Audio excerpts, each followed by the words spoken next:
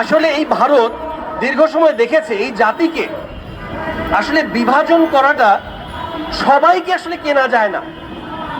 একটা বড় অংশকে এরা অনেক চেষ্টা করেও কিনতে পারে নাই।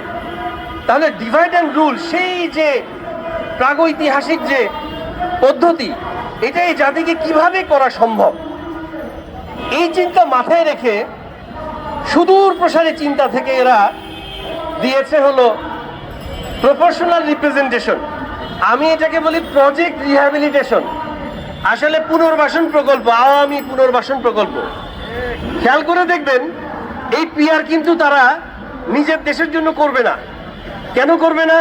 প্রায় 145 কোটি জনগণের মধ্যে প্রায় 96-97 কোটি ভোটার ভারতের, তার মধ্যে প্রায় 14-15% হলো মুসলিম। হিসাব করলে দেখা যাবে প্রায় 11-12 কোটির মতো তাদের মুসলিম ভোটার। আমাদের টোটাল ভোটার তাদের শুধু মুসলিম ভোটার। যদি হিসাব করে দেখেন 552টা লোকসভার সিটের মধ্যে প্রপোর্শনাল রিপ্রেজেন্টেশন করে যদি এইভাবে করে, ওদের দেশে প্রায় 77টা সিট শুধু মুসলিমরা পেয়ে যাবে। তো তাদের দেশে এমনও গেছে 44 সিট নিয়ে প্রধান বিরোধী দল হয়েছে, 99 সিট নিয়ে প্রধান বিরোধী দল হয়েছে।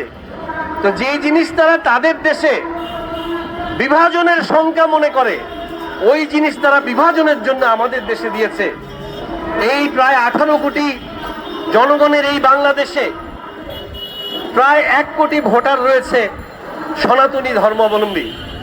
এখানে যদি আপনি এই বিভাজনের রাজনীতি সাম্প্রদায়িক রাজনীতির দিকে ঠেলে দেওয়া যায়, তাহলে এখানেও প্রায় আপনার প্রায় 24টা সিটের মতো তারাই পেয়ে যাবে। তো এই কারণে বলতে চাচ্ছি যে আমরাও কিন্তু 29 সিট নিয়েও বিরোধী দলে ছিলাম।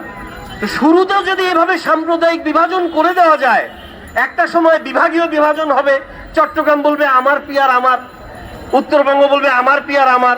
এইভাবে করে এই জাতিকে যদি একবার বিভক্ত করে দেওয়া যায়, তাহলে এটাই হবে তাদের মূল সুদূর প্রসারী লক্ষ্য, যেটা তারা একটা ইসলামিক নামধারী দলের মাধ্যমে বাস্তবায়ন করার চেষ্টা করতেছে। আমাদেরকে সতর্ক সাবধান হতে হবে।